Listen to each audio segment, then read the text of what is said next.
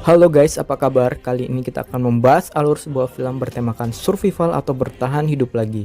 Film berdasarkan kisah nyata ini menceritakan sekelompok backpacker yang mencoba menjelajahi hutan Amazon di Amerika Selatan untuk menemukan suku pedalaman Amazon yang masih terisolir dari dunia luar. Namun sayang, di tengah belantara, mereka menghadapi banyak sekali rintangan sehingga membuat mereka terpencar dan tersesat. Bagaimana cara mereka bisa bertahan hidup dan selamat?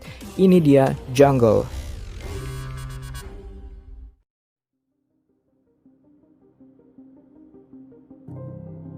Oke, film ini bermula dengan memperlihatkan tokoh utama kita, Yossi Ginsburg, seorang backpacker yang sedang menumpang mobil bak terbuka melintasi salah satu jalanan terekstrim di dunia bernama Death Road yang berada di negara Bolivia. Ia bermaksud untuk menuju ke sebuah pulau yang berada di tengah danau untuk berkemah di campground yang berada di sana. Di saat akan menyeberang menggunakan perahu, Yossi bertemu dengan Markus, seorang guru dan pelancong dari Swiss yang memiliki tujuan yang sama dengannya. Mereka pun berkenalan dan memutuskan untuk membuat camp bersama. Ketika mereka sedang berjalan-jalan ke kota di tengah pulau, mereka secara tidak sengaja bertemu dengan Kevin, seorang fotografer petualang yang juga merupakan teman dari Markus.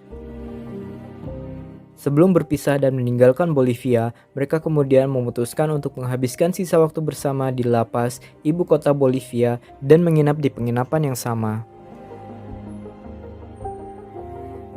Suatu hari, Yossi yang sedang berjalan sendirian di sebuah pasar bertemu dengan Carl yang menawarkannya sebuah petualangan menjelajahi belantara Amazon untuk menemukan suku Toromonas, suku asli Amazon di Bolivia yang masih terisolir dari dunia luar. Yossi yang tertarik kemudian mengajak Markus dan Kevin untuk ikut serta bersamanya.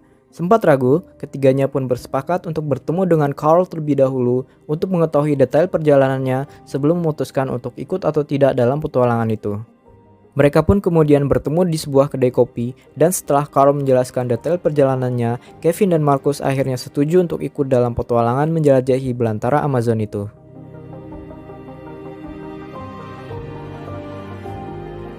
Setelah membeli perbekalan dan packing, mereka pun terbang menuju Apollo, sebuah daerah di Bolivia, untuk masuk melalui hutan Madidi, pintu masuk mereka menuju belantara Amazon. Dan disinilah petualangan mereka dimulai. Mereka pun mulai berjalan masuk semakin dalam menyusuri hutan belantara. Awalnya semua terasa menyenangkan sampai Markus mulai mengeluh tentang perjalanannya yang membuat Yossi dan Kevin mulai khawatir.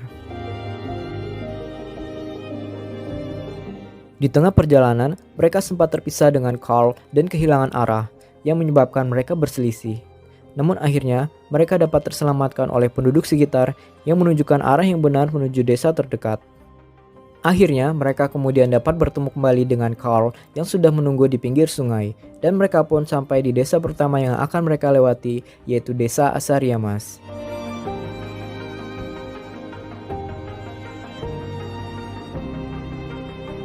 Di desa itu, mereka mampir untuk mandi dan beristirahat, bercengkrama dengan penduduk sekitar, mengisi ulang perbekalan, dan kembali melanjutkan perjalanan dengan menyusuri sungai. Mereka kemudian sempat berhenti sejenak untuk mencoba mendulang emas dan berfotoria dengan ribuan kupu-kupu beraneka warna yang terbang di sekitar sungai itu. Carl pun kemudian berburu dan mereka pun makan malam dengan seekor monyet bakar hasil buruan dari Carl. Perjalanan mereka selanjutnya terasa semakin berat saat mendapati telapak kaki Markus yang mulai lecet dan terkelupas hingga mengeluarkan darah yang menyebabkannya mengalami kesulitan berjalan. Kevin dan Yossi pun semakin khawatir karena petualangan mereka terancam gagal karena terhambat oleh Markus yang kini sulit berjalan. Dan Markus pun menyadari kekhawatiran itu.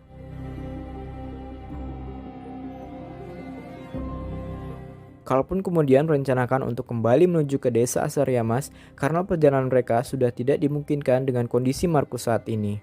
Alih-alih mengikuti rencana Carl untuk kembali ke desa Asariamas, mereka malah membuat sebuah rakit dan berencana untuk meneruskan petualangan mereka dengan menyusuri sungai.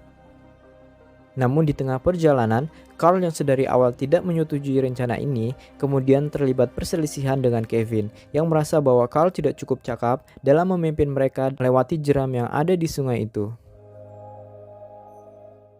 Perselisihan itu menyebabkan Carl memutuskan untuk tetap kembali ke kota dengan atau tanpa mereka.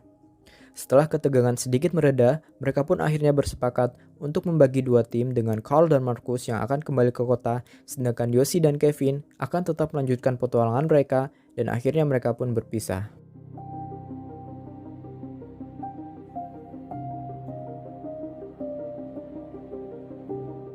Yoshi dan Kevin pun kemudian menaiki rakitnya dan mereka kembali melanjutkan petualangan mereka dengan menyusuri sungai.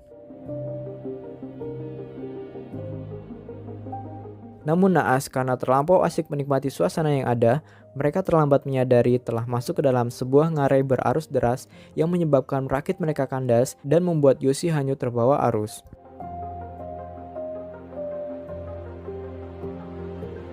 Beruntungnya, Yoshi dapat selamat setelah berhasil berpegangan pada sebuah batu dan mencoba berenang ke tepian. Setelah menyelamatkan juga tasnya yang ikut hanyut, Yoshi kemudian berjalan mencari Kevin yang terpisah dengannya. Namun usahanya sia-sia, ia kini terpisah sendiri, tanpa peralatan, juga tanpa bahan makanan yang memadai. Sadar bahwa ia harus tetap berjalan, Yoshi kemudian mulai merencanakan perjalanannya menyusuri pinggiran sungai untuk menuju ke desa terdekat, yaitu desa Kuriplaya. Suatu hari, Yoshi menemukan adanya suatu benjolan di dahinya yang semakin hari semakin terasa sakit. Ia pun menyadari ada sesuatu yang bergerak di dalamnya dan setelah mencoba mengeluarkannya, ia mendapati seekor cacing parasit yang cukup besar bersarang di bawah kulit di dahinya itu.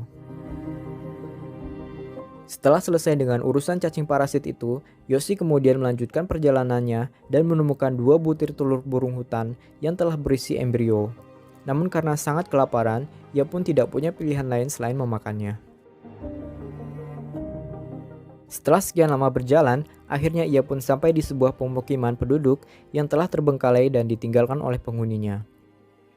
Ia pun kemudian berasumsi bahwa ini merupakan desa Kuriplaya sehingga ia harus berjalan lagi menuju ke desa terdekat lainnya, yaitu desa Rurenbake. Namun masalahnya, kini telapak kakinya mulai mengalami hal yang sama dengan yang dialami oleh Marcus. Ia pun bersedih dan menyesal telah bersikap buruk pada Marcus dulu.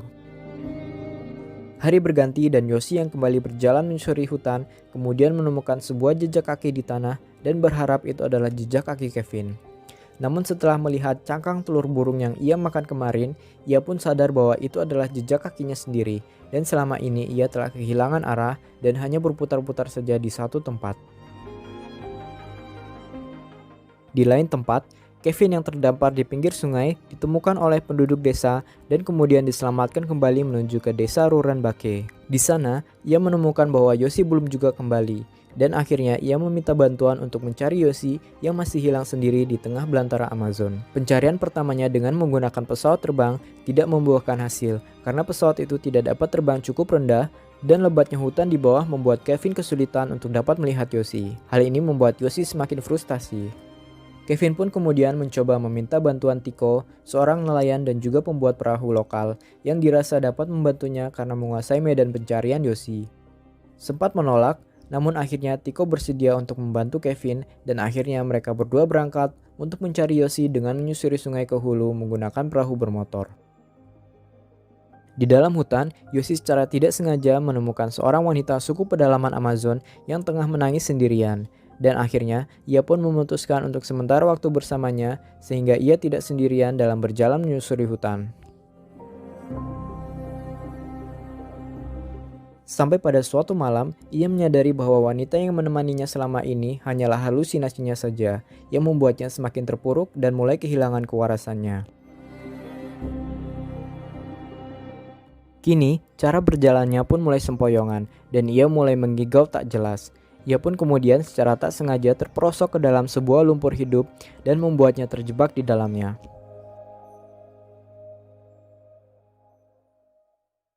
Tak ingin menyerah dan terjebak sampai mati di dalam lumpur itu, Yoshi kemudian berusaha menjangkau pucuk tanaman untuk membantu menarik keluar dirinya dari dalam lumpur hidup itu. Fisiknya yang kini semakin lemah membuatnya lebih sering mengalami halusinasi.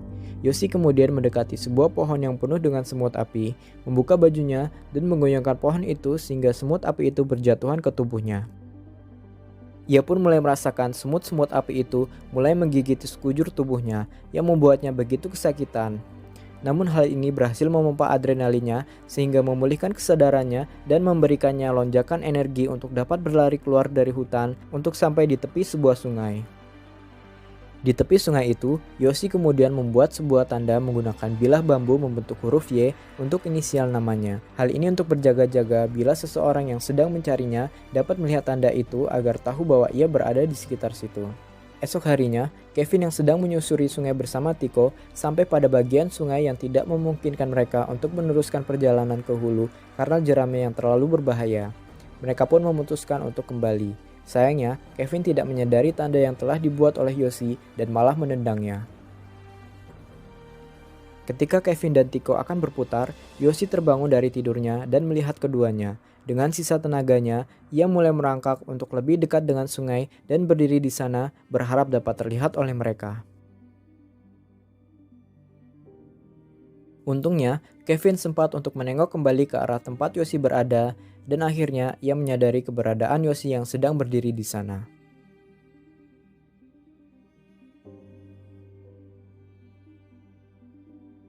Kevin dan Tiko pun memutarkan kembali perahunya ke arah tempat Yoshi berada dan akhirnya Yoshi pun dapat diselamatkan dan dibawa kembali ke desa.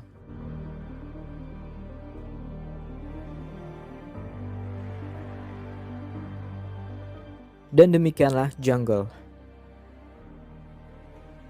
Oke guys, belakangan diketahui bahwa Marcus dan Carl tidak pernah sampai ke kota La Paz di Bolivia. Kevin dan Yoshi pun sempat melakukan pencarian keduanya, namun mereka tidak pernah ditemukan dan tidak diketahui keberadaannya hingga saat ini. Dan berikut ini adalah foto-foto asli Yoshi dan Kevin setelah diselamatkan.